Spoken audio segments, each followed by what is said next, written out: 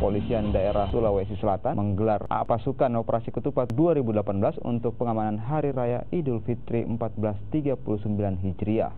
Sebanyak 4.891 personil kepolisian serta 124 pos pengamanan disiapkan untuk memberikan rasa aman dan nyaman bagi masyarakat.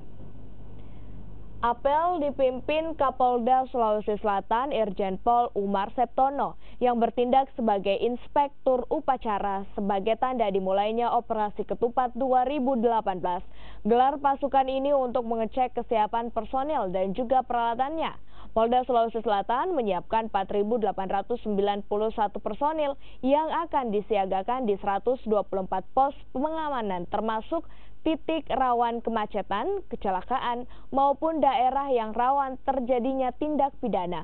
Selain itu, pengamanan juga disiapkan di tempat ibadah, tempat wisata, atau keramaian, serta ruang publik. Kalau pelabuhan barangkali Pak? Ya, pelabuhan kita ada ekosistem nanti, ada terpadunya dan sebagainya. Dari monitor pengamanan khusus Pak, kalau pelabuhan atau bagaimana? Pelabuhan kita tingkatkan saja, kan sudah ada pengamanannya. Kita tingkatkan saja karena mungkin volumenya tinggi dan kerawanan juga meningkat. Kita tingkatkan personilnya. Pada intinya sebelum ada operasi ini sudah ada. Dari monitoring terkait